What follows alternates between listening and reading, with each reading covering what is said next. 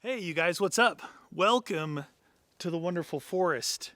So, today is another monsoon day, so I figured I'm gonna go up to altitude, 7,500 feet here.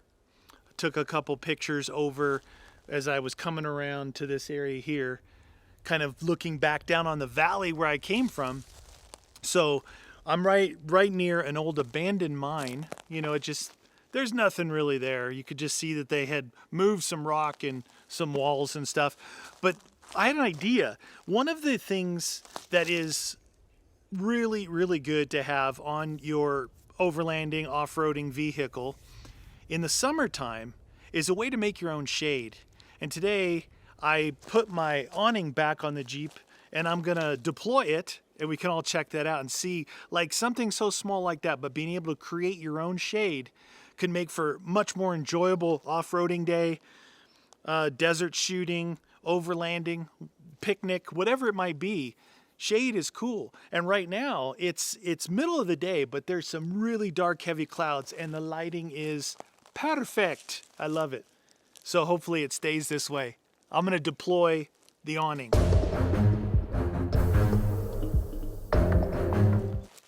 Ta-da! Okay, so little disclaimer here. So for the first time, I ran a time lapse on this camera. So I'm like, that sounds fine. That should give me plenty of time to get this thing set up. I think I had it set up in about a minute. Like, I haven't set this thing up it hasn't been on my Jeep in 3 years. At least 2.5, probably 3 years. So it's been at least 3 years since I even set it up. It's been a long time. Now this is, if you're curious, it's an Easy-On,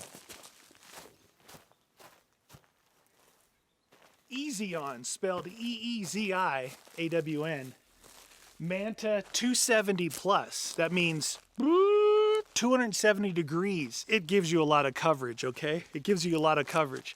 But I thought, oh, heck, 15 minutes, that should be plenty of time. Well, a minute in and I'm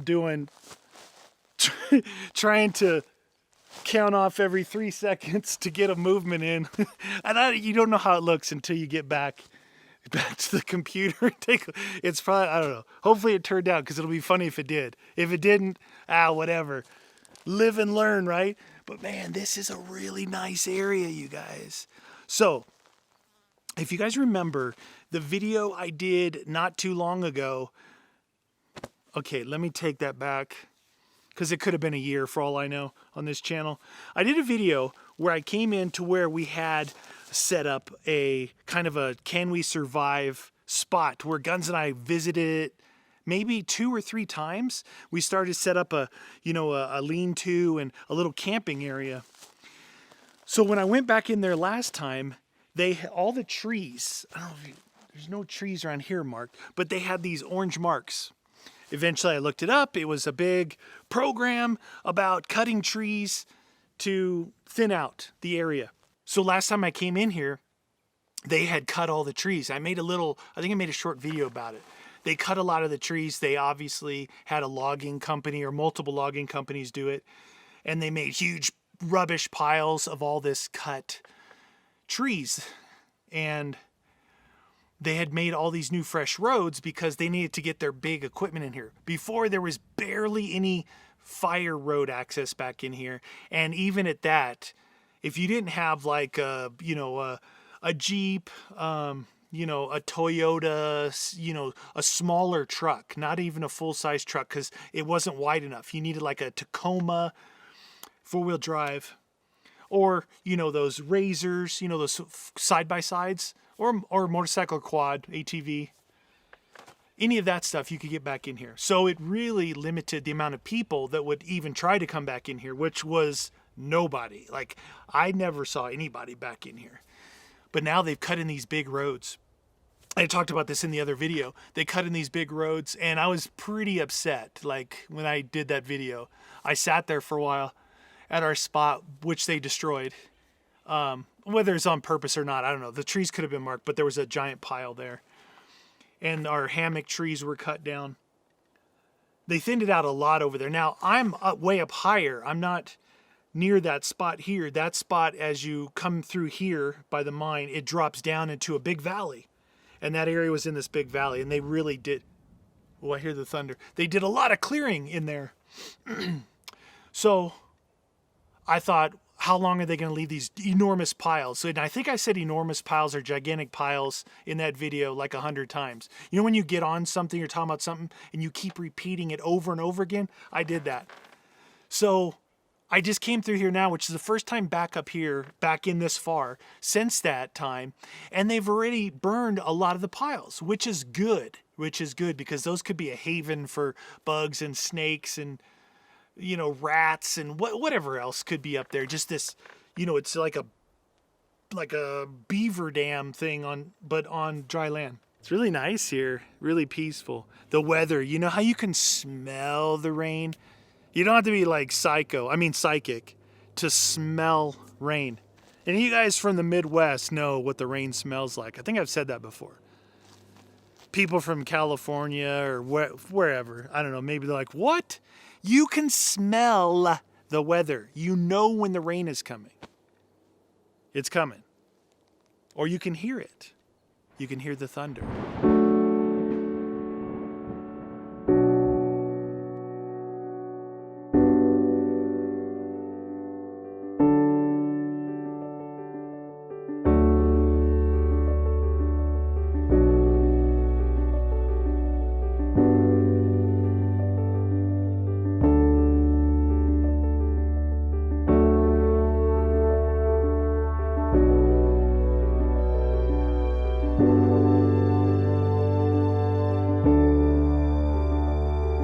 So I've been running around, I don't know, 30 minutes or so, taking some pictures, trying some gimbal movements. So I've never owned a gimbal before. So if you don't know what a gimbal is, it's this thing that you put your camera on. And I don't know, you know, I'm so big and heavy that when I walk, if I'm holding something, that didn't look right. If I'm holding something, it's gonna like jar. Ooh, ooh. So you're supposed to, I was seeing YouTube videos, these guys, these little dudes, they're like little, light, you know, $1.05.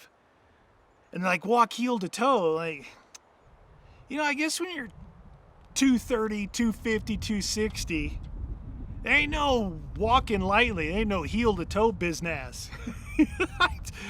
It's, for me, it's harder than it looks. At least it looked that way. Like, it looked like it was really jarring. I just tried some different things.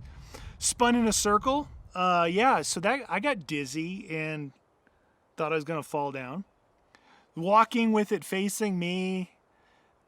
You know, sweeping past trees. You know, really, all that was for fun. It's for fun. Because I'm trying it out, see how it works. But the sun came out. So the video looks different. Like I'm trying, you know, remember I was talking about that. I really enjoy doing this stuff, you guys. And it's, you know, I could make everything in focus like the background, like I'm filming on a dang GoPro, and it's way easier to do that. And it looks like crystal clear, like that soap opera newscast, you know?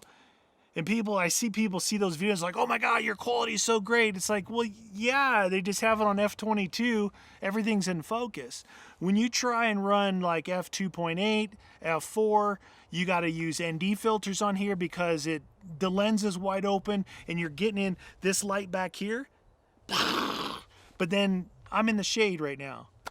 But it's fun. It's fun working with this stuff. And then if you do it correctly, you can give more of a movie-like look to your stuff. Depth of field, the background's blurred.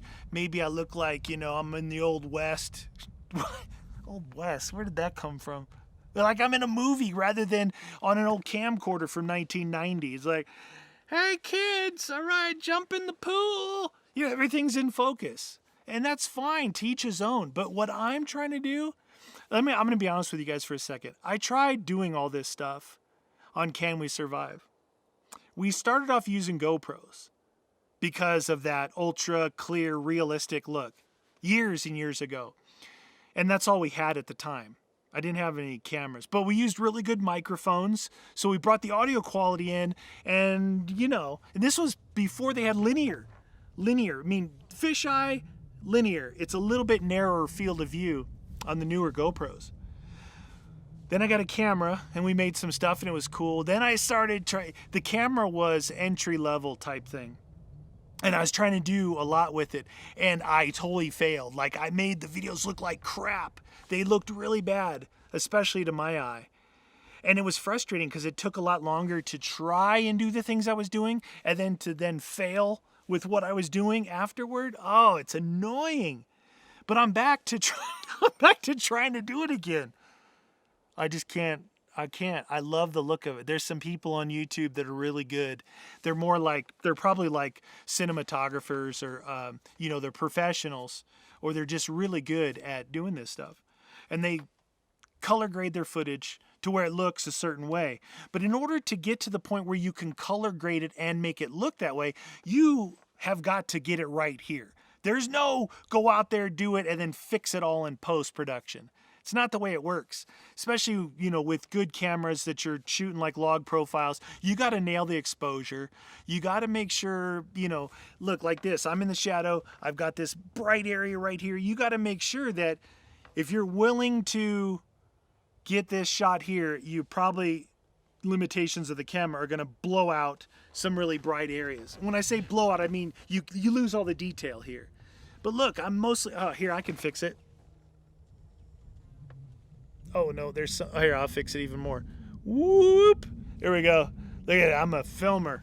I'm a filmmaker, man. I can get my, you just practice getting the right shot. If you don't want the blown out background, but it's really sunny and you're in the shade, then zoom your damn camera in. This is fun for me. There's some more thunder. Well, that was a good one. This is fun for me. I love all my life.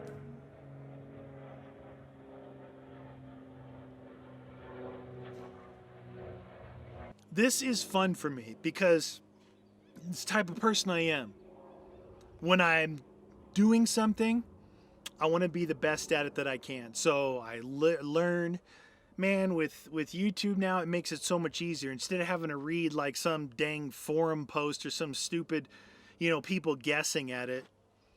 The good people who make good like tutorials on certain things, they'll not only explain it, but better than explain it, they'll show it. They'll say, look, you want to do this? You want to put it on YouTube? Look, I just did it. This is what it looks like, and here's what I did. They show it. Those are the good ones, man. So good. Yeah, you can learn a lot on YouTube. It's really cool. I think that I think the unique thing about this time that we're in right now is, unlike other time periods, it would take years after the fact for people to then look back and go, wow, we were so lucky we had that then. The difference between then and now is now people actually realize while it's going on. They'll be like, wow, we're so lucky right now to have things like YouTube, because that's a huge difference, right? That's a huge difference in mindset of people. Because if you look back 5 years and you say, oh yeah, we were so lucky back then, but back then you didn't realize how lucky you were, so you didn't fully utilize whatever it was.